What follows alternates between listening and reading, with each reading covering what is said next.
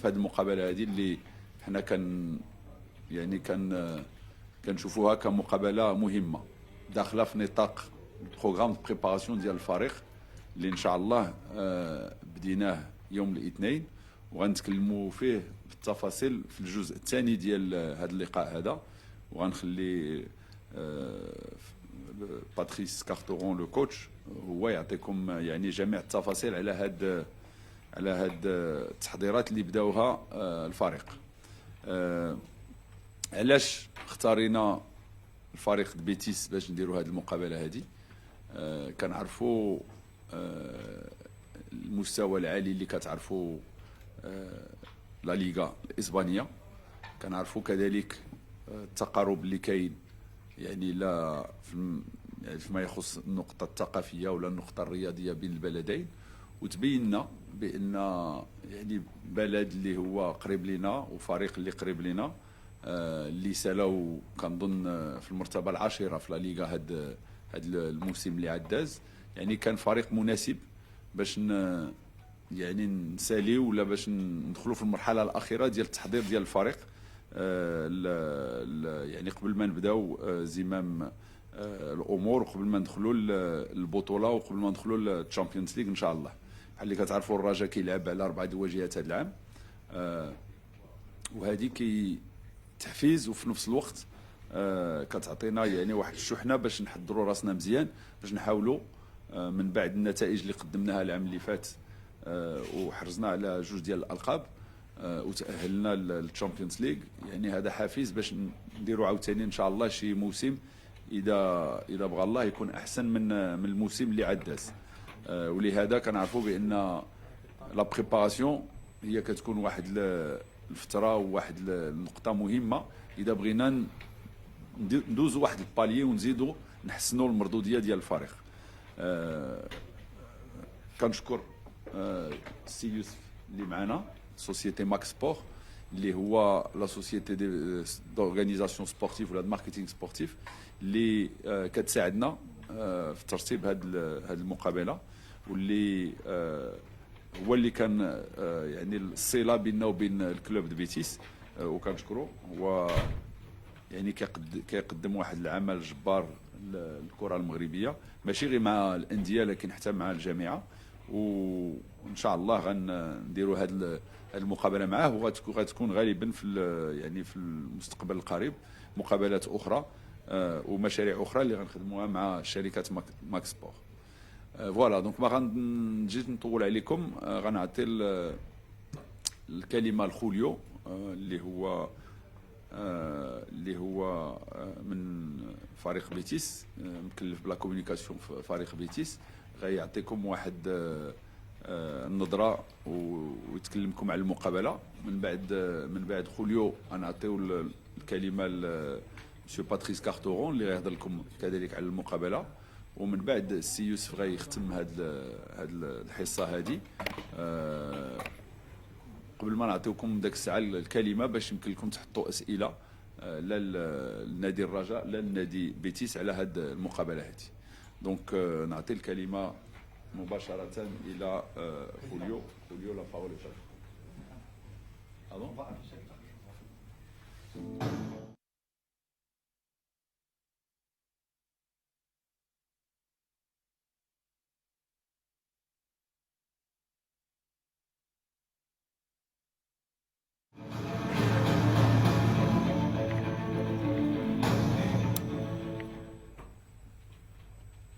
Merci pour cette petite vidéo.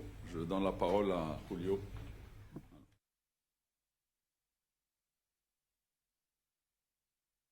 الموسم الماضي مستوى طيب من خلال المشاركه ديالو في كاس الاتحاد الاوروبي. المقابله غادي تدخل ضمن الاستعدادات ديالنا، غادي تكون من بين اخر المقابلات بدا واحد الموسم جديد، تحديات جديده لبقات فريق الرجاء البيضاوي. كنتمناو اننا نظهروا بمستوى المشاركه امام الجماهير ديالنا في اول مقابله مدينه الدار البيضاء. مباراة كنتمنى تكون بحكم أن بيتيس يعني معروف فريق كبير كيلعب في لا ليغا الإسبانية، والموسم اللي فات يعني مشى بعيد في أوروبا ليغ، يعني إذا ما كاين فرصة بحال فريق الرجاء البيضاوي تعوض على بحال هاد المقابلة المقابلات، يعني جا عدة مقابلات مع الفرق الإسبانية، يعني كنتمنى إن شاء الله المباراة تكون في المستوى وتضرب الوجه الحقيقي ونشرفوا الكرة المغربية، لأن مباراة ودية بين فريق إسباني وفريق مغربي، يعني مباراة ودية اللي كتكون عندها واحد الطابع اللي كبير، يعني كنتمنى إن شاء الله أن فريق الرجاء البيضاوي ضرب المستوى اللي كيمعود علينا اللي كيتسنى من الجمهور ديالنا. فبالنسبه للمباراه اللي غادي نجريو مع فريق اسبانيا ريال بيتيس، معروف عنده كيلعب الاتحاد الاوروبي، عنده لاعبين في المستوى، عنده لاعبين دوليين. فالمباراه كما كيعرف الجميع غادي تكون استعداد الفريق المحك ديالو، نشوف فين وصل الفريق ديالنا. فالمباراه ما غاديش تكون سهله، ان شاء الله يكونوا اللاعبين في المستوى، سيرتو لاعبين قدام الجماهير ديالنا، ونقدموا واحد المباراه جيده اللي تمتع بها الجمهور. السلام عليكم الجماعة المغربية.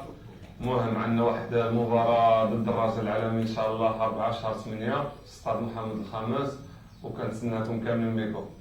شكرا.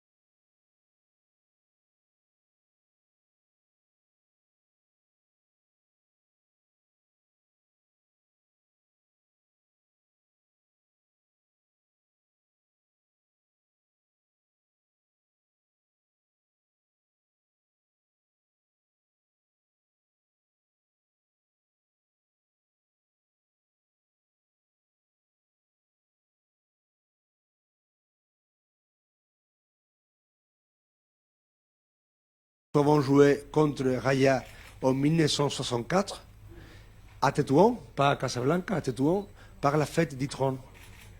Nous avons vaincu 0-3. Je ne sais pas comment ira le match, mais on essaiera toujours de gagner, c'est notre but. Mais nous savons que ça va être vraiment difficile. On doit travailler, nous avons les mêmes idées de jeu, de contact, de jeu avec la balle, de jeu rajaoui, qu'on dit. De cette idée de football, que c'est l'idée qui a donné tant de succès au football espagnol à niveau international. Et c'est la manière que nous jouons, c'est la manière que notre enfant de notre école, de notre académie, commence à jouer au football. Vous connaissez le Real Betis, c'est un club vraiment grand, vraiment populaire en Espagne. Nous disons toujours, c'est vrai que nous sommes socialement le 4e club de l'Espagne, numéro d'abonnés, capacité de l'estade, audience télévision, réseaux sociaux, c'est toujours Barça Madrid, Atlético Madrid et le Betis. Nous sommes un club pas local, nous sommes un club national, nous sommes des supporters dans tous les pays. Nous avons plus de 450 supporters clubs dans tout le monde. Et pour nous, c'est une opportunité vraiment, comme je dis, en avant historique de venir ici.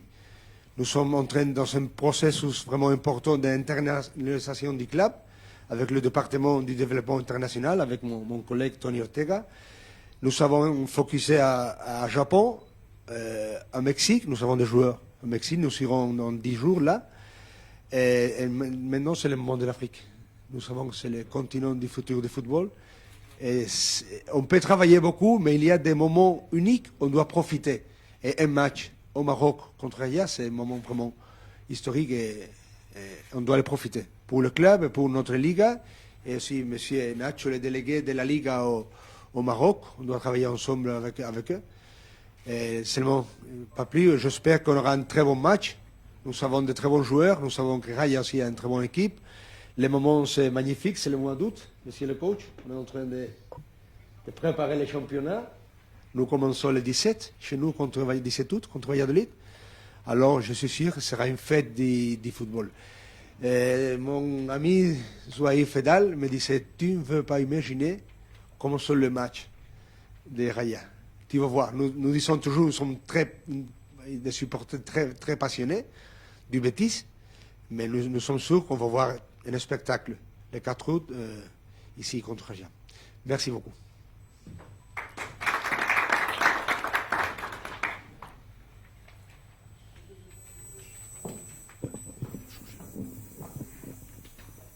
Au nom des joueurs et du staff, déjà, nous, à notre niveau, c'est une grande fierté que de pouvoir jouer un tel match de gala.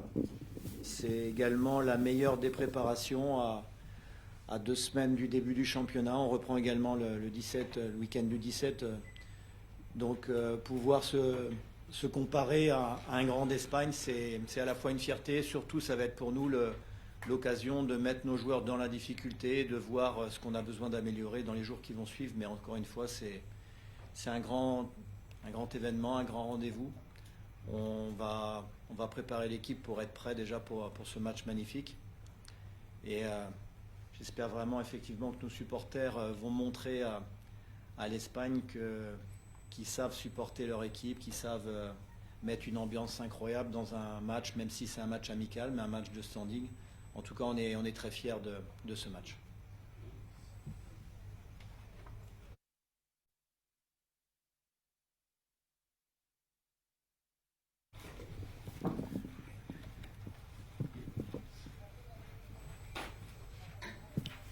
Salam alaikum.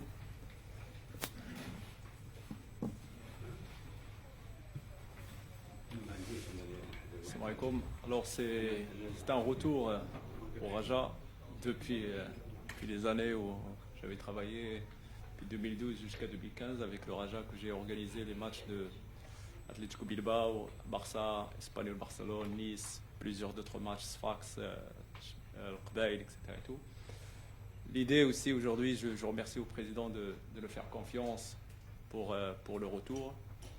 Comme vous savez, le Maghreb, on a beaucoup travaillé depuis avec l'équipe nationale du Maroc, où j'ai fait la préparation pour la Coupe du Monde. On a joué contre la Slovaquie, l'Ukraine, etc., l'Estonie pour l'équipe nationale du Maroc, et aussi à Casablanca, on a fait l'Ouzbékistan contre le Maroc. C'était un plaisir de Raja, qu'on puisse travailler. C'était un club aussi où j'ai toujours soutenu.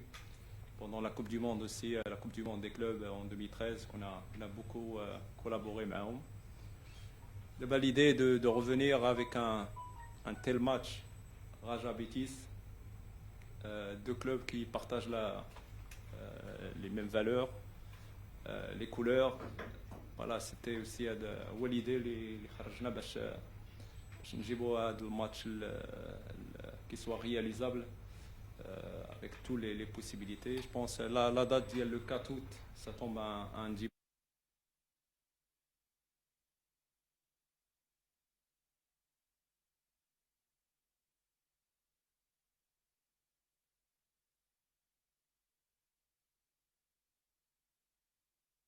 Un terrain plein, stade plein, beaucoup de monde. Je pense à tenir le روح ديال الرجاء كما كانت avant, surtout sur les matchs internationaux. Voilà, après il faut voir après sur l'avenir, peut-être on va toucher aussi le Raja, qu'on puisse faire des tournées internationales. On va voir, on va discuter, on va échanger, tout est possible. Le football, rien n'empêche, mais il faut en discuter. Inch'Allah, merci beaucoup à vous tous.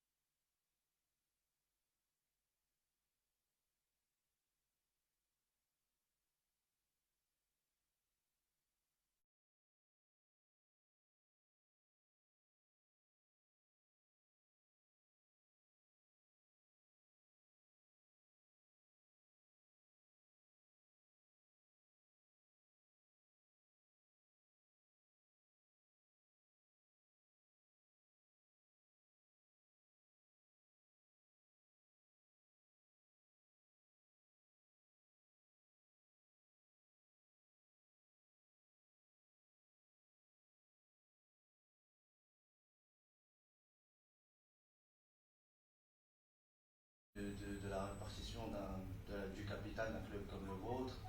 Petit exemple, les revenus des droits TV, juste pour comparer, parce que je pense que le match sera diffusé, juste à titre comparatif. Et pour Jawad Ziad, le président, ma question, c'est juste qu'est-ce que vous espérez? Est-ce que ce match va vous ouvrir les portes d'autres matchs internationaux comme ça avec les Caporal? Merci Sinassim. Troisième, c'est à là.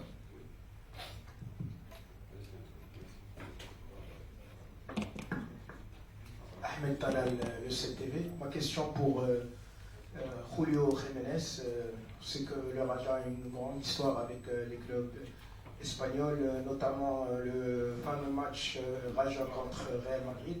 Alors, est-ce que le Real Betis connaît un peu l'histoire du Raja? Comme on appelle, la plupart du public marocain appelle le Raja mondial. Alors, qu'est-ce que vous connaissez de l'histoire du Raja?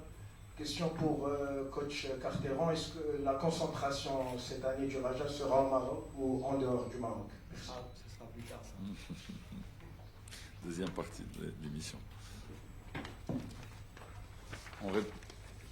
تفضل c'est noté. Oui, Real Betis, Espagne, partenaire de qualité. Il n'y a pas une crainte, primo. Et deuxième, ce qu'il y a possibilité d'un match retour là-bas à Séville.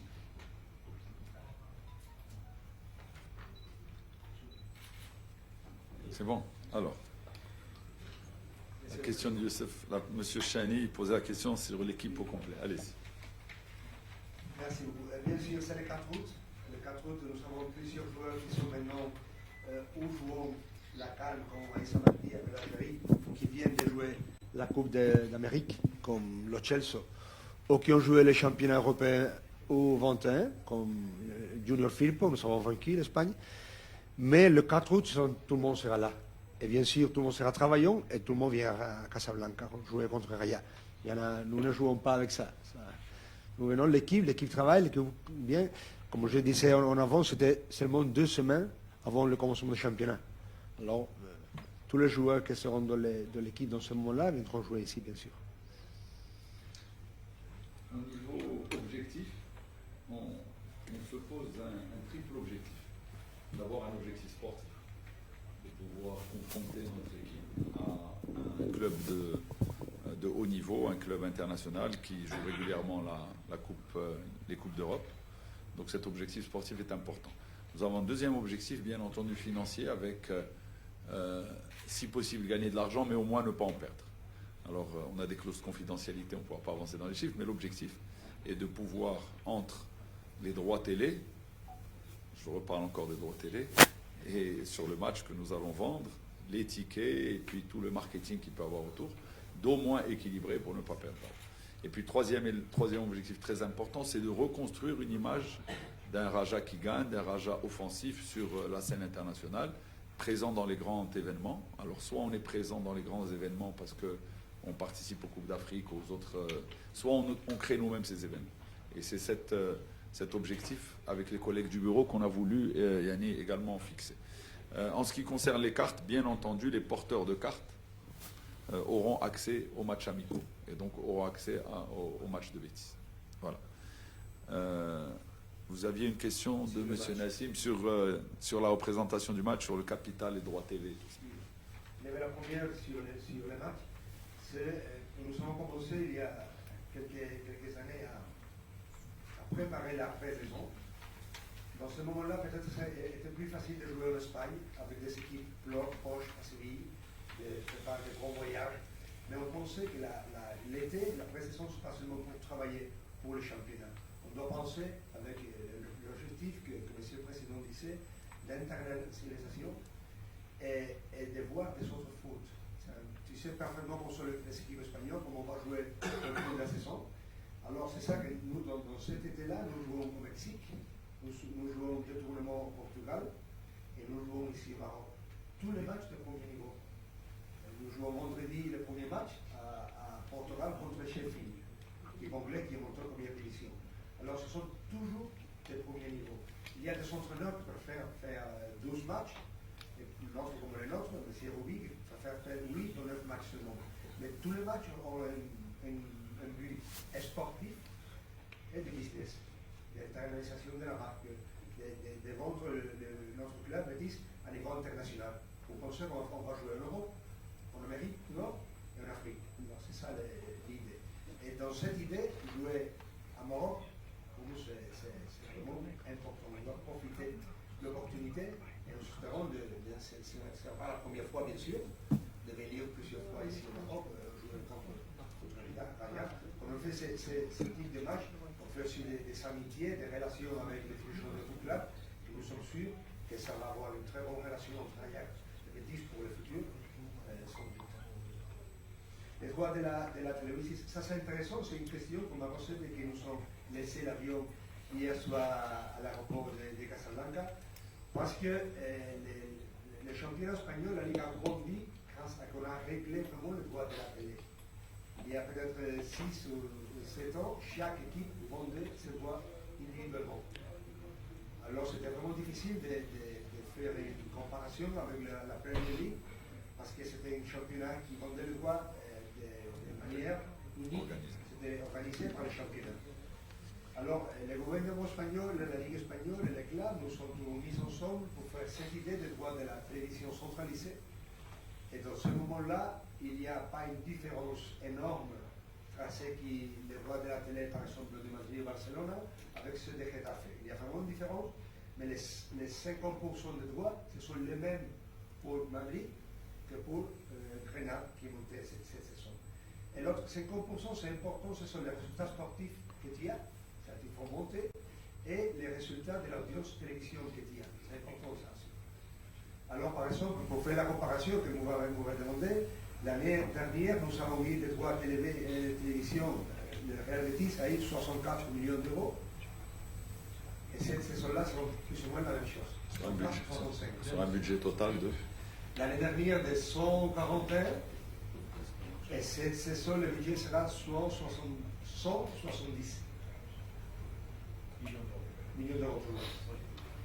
Alors, la prochaine saison sera plus importante la vente de joueurs, parce que nous savons qu'il va y avoir une vente de joueurs importante, beaucoup plus importante que l'année dernière, mais toujours la vente de droits de la télévision, c'est ça qui a fait le championnat espagnol, qui a grandi vraiment.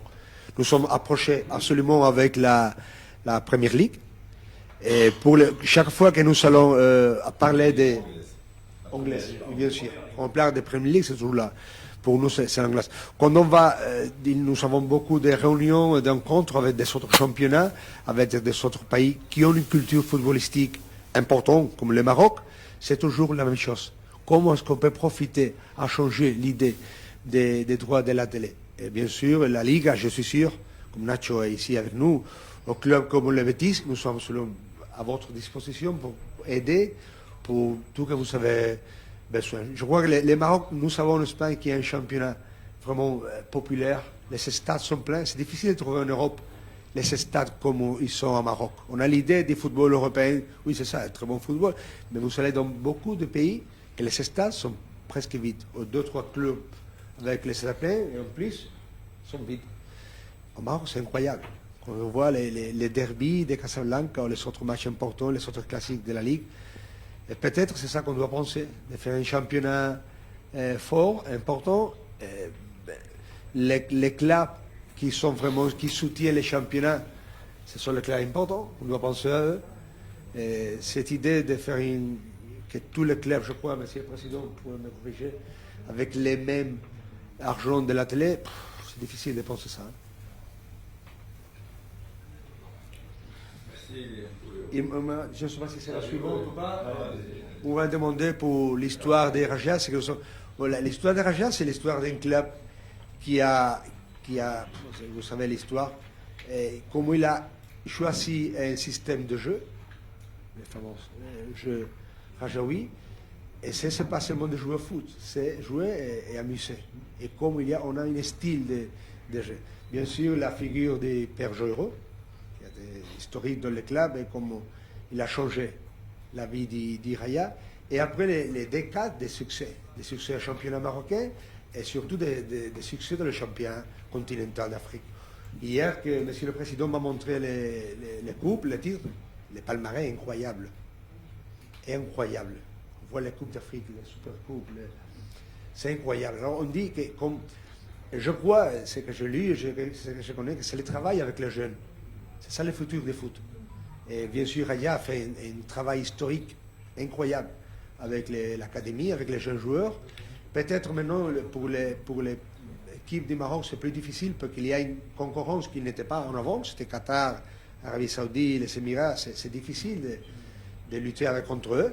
Il y a un argent qu'il achète des joueurs comme Xavi, par exemple. Alors c'est vraiment difficile. Mais le futur d'Iraya, je crois, c'est clair. C'est clair. Parce que l'histoire, tout le monde la connaît. Très bien, je reviens à la question de M. Nassim qui disait est-ce qu'il y aurait d'autres matchs? Oui, probablement. Pas encore programmés, mais nous regardons. Soit à la fin de l'été, avant le démarrage de la saison, soit pendant la trêve hivernale.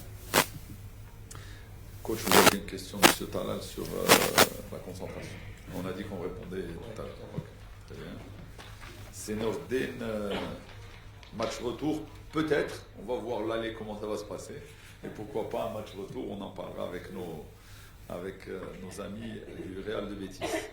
Deuxième série de questions, c'est chez... Oui, c'est ici. Micro. Je vais poser une question, Monsieur le Président. Oui, très bien. Il y a deux questions à droite et le président des présidents derrière. Bonjour Monsieur le Président. Quand vous entendez Monsieur le Président, Monsieur Jiménez parler des droits TV d'un chiffre de 64 millions d'euros, même si ça reste un petit peu en deçà de ce que gagnent les clubs de la Première Ligue, parce que le dernier de la Première Ligue, c'est 99 millions d'euros. C'est-à-dire celui qui est relégué, il gagne 99 millions d'euros.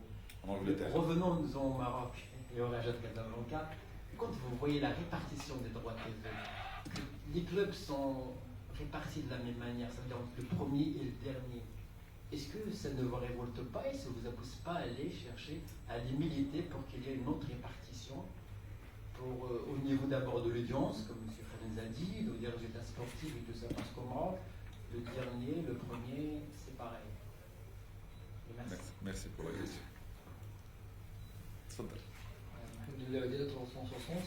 السؤال ديالي غيكون سي جواد كنهضر على البرنامج يعني بعد التاجيل ديال البطوله كانت غتبدا في 17 الان غتاجل ربما حتى لبدايه شتنبر. واش هذا ما اثرش على يعني البرنامج ديال الاستعدادات وما كاينش تفكير زعما انه في هذه الفتره اللي غتكون مازال يعني كاين وقت كبير للاستعدادات ان يكون شي معسكر اخر بعد المعسكر ديال هاكيت. شكرا. Président, vous aimez? J'ai une question un peu gênante. Je m'en excuse. Le Raja, aujourd'hui... Vous avez le privilège de l'âge, Président. Allez-y. C'est gentil, Monsieur le Président. Merci. C'est pour ça d'ailleurs je me permets d'être trois sujets, quelquefois. Allez-y. Le Raja, donc, match international, on a l'habitude de voir ce genre d'organisation par le biais du Raja, donc jouer à l'échelon européen international. Alors la question est la suivante.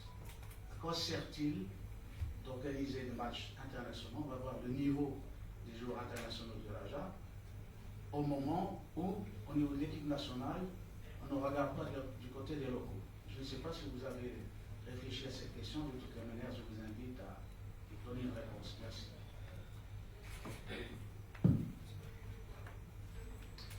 السلام عليكم. سؤالي لمسيو خوليو. الاسم الله يخليك. عثمان طاهري شفتي. ديجا مسيو خوليو هضر على أول انتصار فريق الرجاء الرياضي في 84 في الماتش الودي اللي كان في تطوان. كاين واحد القاسم مشترك ما بين الرجاء الرياضي وريال بيتيس اللي هو المدرب. ماشي في 84. 64. كاين واحد القاسم مشترك ما بين الرجاء الرياضي وريال بيتيس اللي هو المدرب الاسباني غاريدو اللي درب ريال بيتيس في 2013 ودرب فريق الرجاء الرياضي. سؤال في اطار المستملحه طبعا لخوليو واش يمكن يسولوا غاريدو على فريق الرجاء الرياضي قبل هذا الماتش الودي باش كما نقولوا يردوا الصحصحي لفريق الرجاء الرياضي. شكرا.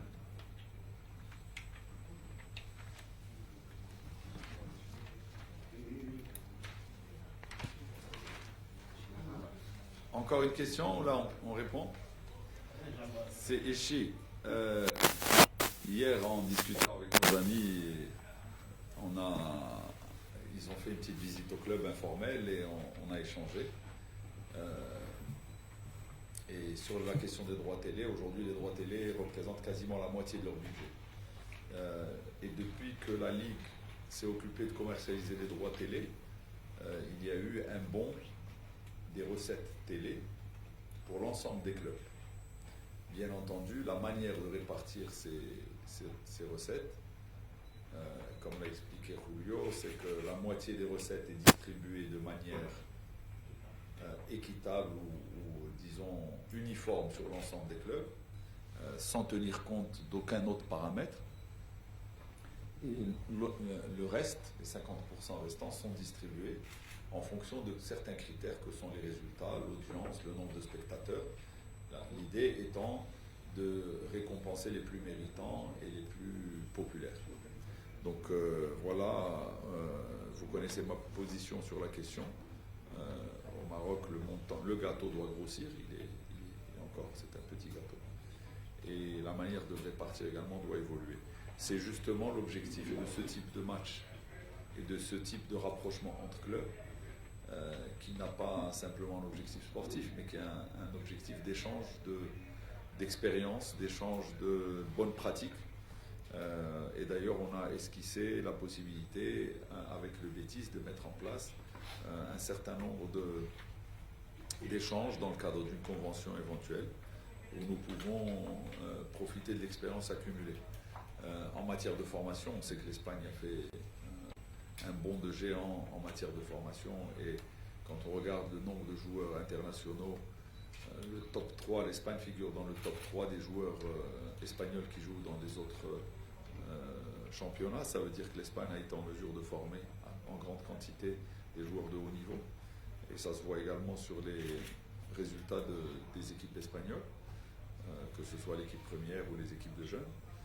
Nous pouvons également bénéficier de l'expertise en matière d'organisation de matchs. On est tous très étonnés et agréablement surpris quand on va en Espagne de voir le terrain se remplir en 15 minutes. Et puis, Julio nous expliquait que sur 60 000 sièges qu'ils avaient dans leur terrain, 50 000 cartes vendues, et avec une liste d'attente énorme, et que le premier cadeau qui est fait en Espagne, quand vous avez un nouveau-né, c'est de lui offrir la carte de socio qu'il va garder à vie. Alors, carte de socio, c'est-à-dire la carte d'accès au terrain, pas actionnaire, juste, et qu'ils vendent, qu'ils gardent 10 000 places qui sont vendues chaque match.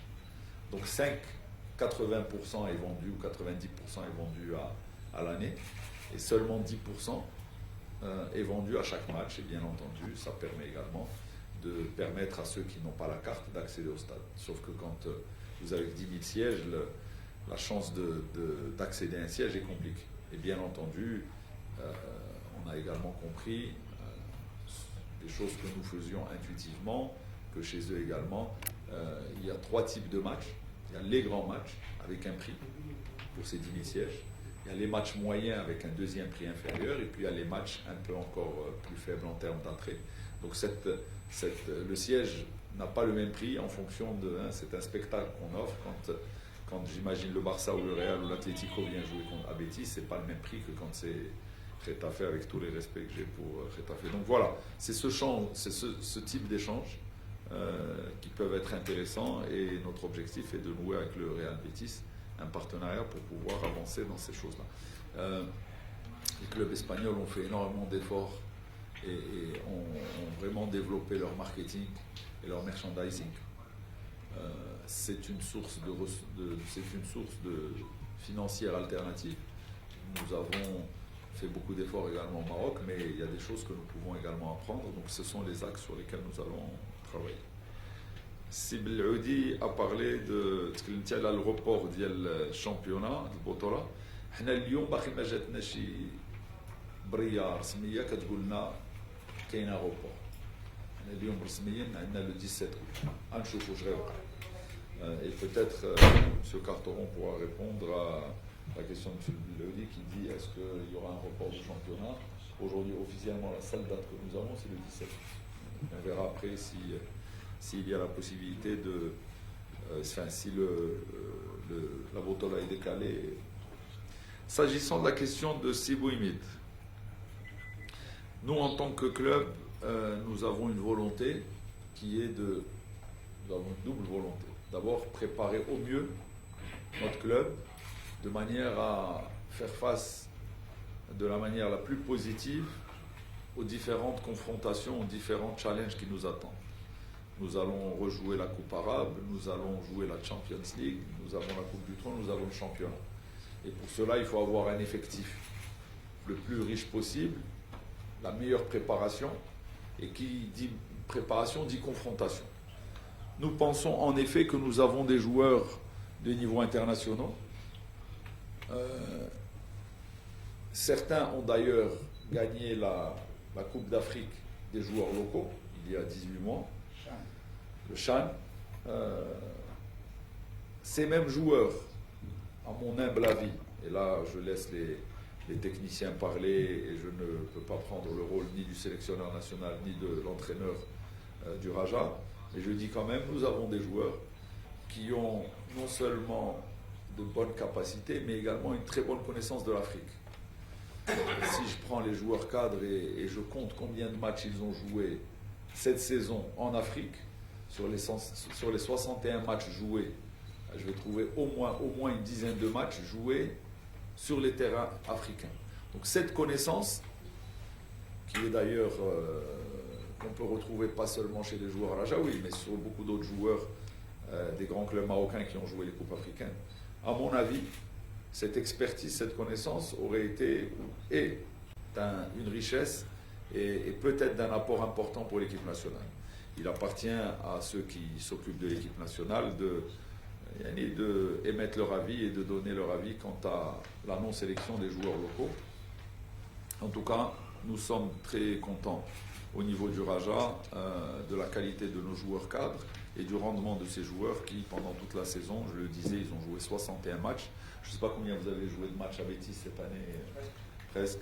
Voilà, nous c'était exceptionnel et c'est exceptionnel puisqu'on a, sur la même année, on a joué 2 compétitions, plus une compétition arabe, et ça faisait qu'on a battu le record de nombre de matchs officiels en une seule saison. Si Tahiri ما فهمتش مزيان la question à la Garrido. Garrido il était Garrido a entraîné 3 ou 4 mois. Garrido a entraîné il y a 5 années chez nous, il a fait moins, c'était une saison vraiment difficile. Donc nous n'avons pas eu le soin de parler avec lui pour venir à jouer contre Raja. Chanter. Très bien. Alors on reprend une dernière liste ou là je les pas. Alors c'est Chali, c'est Mohamed Amin et c'est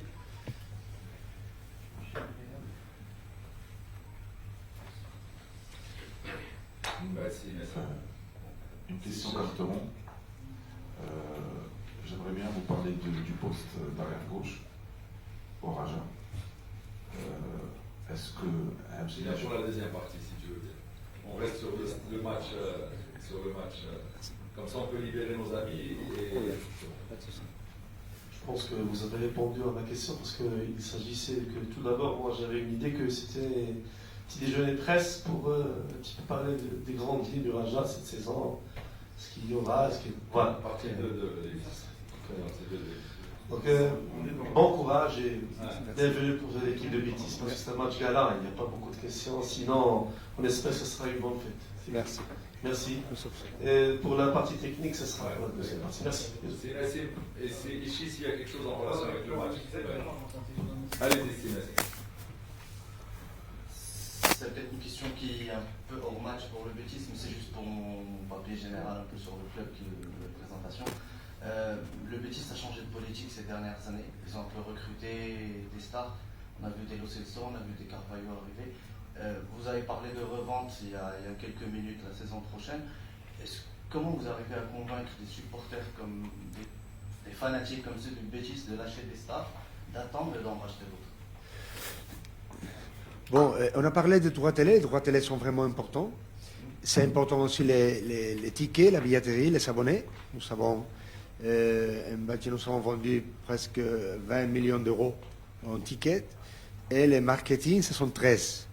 Mais il y a une quantité d'argent qu'on doit grandir, que c'est la vente de joueurs. La vente de joueurs, on a deux manières. L'académie, nous avons vendu Ceballos au Real Madrid, il y a 2 saisons. On a vendu l'année dernière Fabian à Naples, c'était 15 millions d'euros et 30 millions d'euros. De l'équipe espagnole Under 21 qui a gagné l'Euro cet été, il y a 3 joueurs juniors avec nous, Ceballos et Fabian, qui sont formés de l'équipe du Betis. Alors, l'académie, c'est la première manière. Et la deuxième, c'est recruter de très bons joueurs qui, chez nous, ont une opportunité de grandir, de jouer chaque dimanche, avec une ambiance incroyable, un club professionnel, moderne, une ville où on vit vraiment bien, on sent bien le foot. Par exemple, c'est le Chelsea. Le Chelsea, vous savez qu'il ne jouait presque pas à Paris. Il est venu chez nous, il a grandi, il fait un championnat incroyable aussi en Europe. Il est allé à la sélection nationale d'Argentine, il vient de jouer la Coupe d'Amérique. Le Chelsea appartient au Betis et nous ne savons pas ce qui va passer avec Gio. Comme notre président a dit, nous n'avons pas la volonté de vendre, nous n'avons pas la volonté de vendre à personne, mais s'il y a des offres, on verra.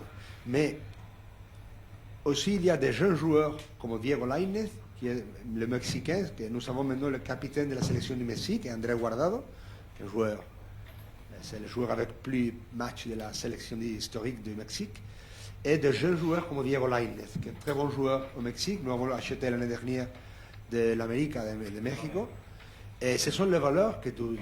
S'il grandit avec nous, parfait. S'il grandit avec nous et après il y a des offres pour sortir, c'est le club qui doit le faire. Et en plus, si on a des bons ventes, on doit après investir avec tête. On le fait avec professionnalité et bien fait. Mais ça, c'est la manière.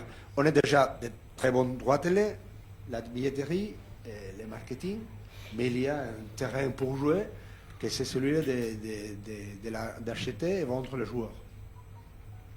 Ça, c'est ce qui nous a permis de tourner en Europe l'année dernière et de voir l'équipe comme Paul Lopez, qui est proche d'aller à Rome, Bartra, Canales, sont 3 joueurs de la sélection nationale espagnole, William Carvalho, champion d'Europe avec Portugal, le Chelsea. Ça, on voit qu'il y a une équipe qui a grandi dans ces dernières saisons avec cette politique. C'est ça. Merci. Monsieur Julio, vous avez parlé de Celso. On sait que c'est un joueur qui est très suivi au niveau européen. Il y a beaucoup de grands clubs qui le suivent. Donc, est-ce que c'est une grande offre qui arrive au Betis? Est-ce que vous allez le céder, sachant qu'il a vraiment franchi un grand palier? Et une seconde question, comment vous vivez un petit peu la rivalité avec les FC Séville, quel est le club le plus populaire?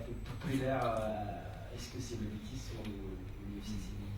Bon, moi je ne suis pas le directeur sportif. Normalement, chez nous, ce sont les dirigeants sportifs, vice-présidents et coordinateurs sportifs qui parlent de la vente de certains joueurs. Ils ont déjà dit que nous ne voulons pas les vendre et que s'il y a une offre importante, on peut les voir.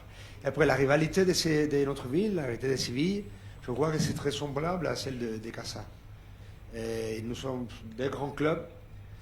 Il y a une rivalité absolument dans chaque terrain de jeu, à l'école, dans le travail, dans les familles. C'est vraiment joli, cette rivalité que nous avons eue. Les deux clubs nous sommes mis ensemble avec la Liga pour faire la marque del Grand Derby. Alors nous sommes en train de construire une marque mondiale, de connaître pourquoi c'est le derby. C'est le derby plus pareil en Espagne. Vous voyez les autres derbys de Barcelone, Madrid ou Valence, il y a différence. Mais chez nous, ils sont vraiment proches. Les clubs populaires, plus populaires, c'est le Betis, ce sont les numéros, ça c'est clair, les enquêtes, l'audience télé, les réseaux sociaux, ça c'est clair. Mais la rivalité entre les deux clubs, c'est ce qui nous fait grandir tous les deux. Et nous sommes vraiment fiers des derbys que nous avons et comment est-ce qu'on vit le foot à Séville. C'est sans doute la ville plus footballistique du pays. Et on voit le numéro d'abonnés des deux clubs, une ville qui a 700 000 habitants. Nous avons 50 000 abonnés et eux, je crois qu'ils sont 39, 40, je ne sais pas. Vous pouvez penser le numéro, le pourcentage de la population qui a la carte d'abonnement, c'est vraiment impressionnant. Merci. C'est bon, messieurs, encore une question. question, madame? Le stade. Est-ce que vous pourriez nous parler de votre stade? Allez, notre, oui, merci. Et les stades, nous avons maintenant une capacité de 60 000 personnes, 60 000 sièges. Le stade est construit en 1929 pour une exposition internationale que nous avons eu à Séville. Et il a été changé plusieurs fois. La plus importante a été pour la Coupe du Monde de 1982, qu'on a joué en Espagne. Et une dernière change qu'on a fait dans les dernières saisons, pour le mettre à 60 000 spectateurs. C'est le 4e stade d'Espagne. Cette saison dernière, nous avons reçu un match de la sélection espagnole contre l'Angleterre, de la Ligue des Nations Européennes. C'était impressionnant. Et aussi la Coupe du Roi, la finale du Coupe du Roi, Barcelone-Valencia. On l'a joué à notre stade. Nous voulons mettre le stade dans la liste, oui, c'est ça, le standard plus haut. Nous avons l'intention de le finir dans 2-3 saisons, avec une nouvelle tribune, de le couvrir. Mais nous allons être dans, c'est ça, de la finale de la Coupe du Roi, des matchs internationaux, des concerts. Nous croyons qu'un stade, c'est ainsi. Des concerts, nous avons eu, après la saison, on fait des concerts de 60 000, 75 000 spectateurs. C'est une autre manière de prendre l'argent important. Mais pour nous, nous sommes fiers de notre stade. C'est un stade historique du foot espagnol, bien sûr. C'est votre propriété. Oui, oui. N'a jamais été fermé. On ne va pas comprendre la boutade. Pour expliquer, jusqu'à Casa, on a eu le stade qui s'est fait pendant 6 mois. Quelques matchs. Il a été fermé historiquement, un match ou deux. Mais oui, c'est comme dire le président, c'est propriété du club.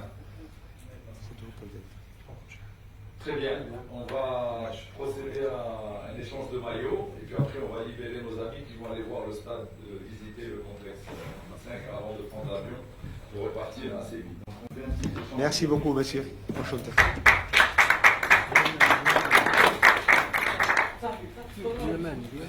Est-ce qu'on fait ça à Naoula?